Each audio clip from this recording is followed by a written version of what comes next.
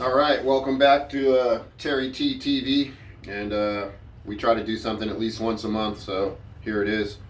It's September 18th, and we've had a really busy last 2 weeks, and progressive and successful and all the other things. But anyway, we'll just jump right into it. So the first weekend was Frogtown, the classic BMX series that happens every year annually. So this was the award for that. So this is anyway, I got into the Northern California Hall of Fame. So they started a cycling Hall of Fame for Northern California. So this is the award for that.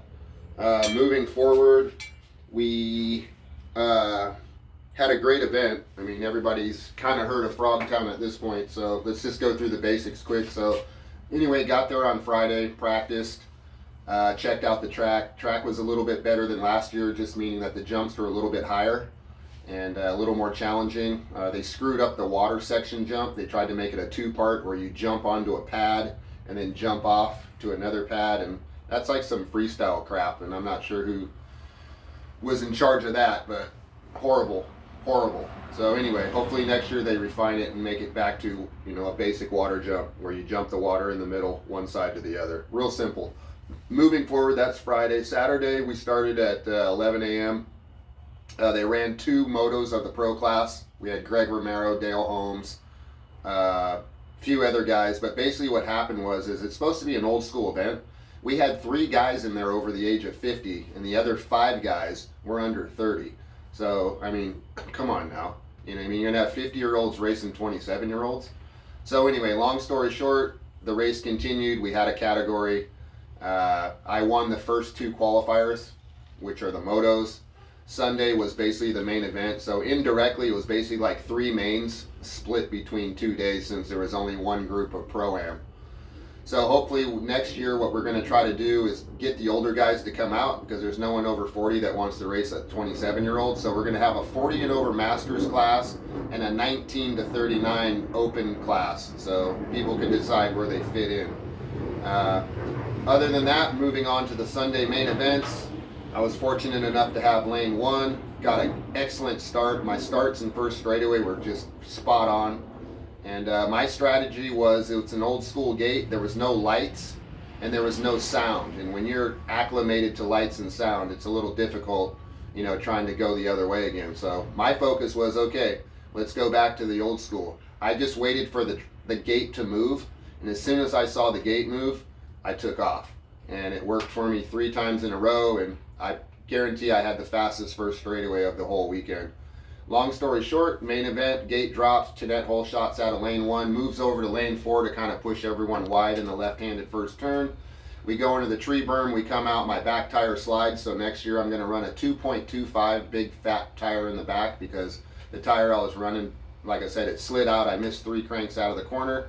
That allowed Dale Holmes and this other guy, Nimrod, or Folkrod, his last name is, I forget his first name. Anyway, 21-year-old kid passed me in the 3rd corner. So, long story short, I was winning until the 3rd corner, got passed, trying to block the inside, and that's all she wrote. So anyway, not bad. Let's see, $650 for second. So, hey, I'll take the money. So,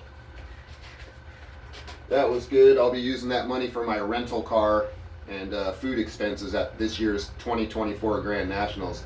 So anyway, so that's Frogtown in a nutshell. 2nd place this year was going for a 3-peat.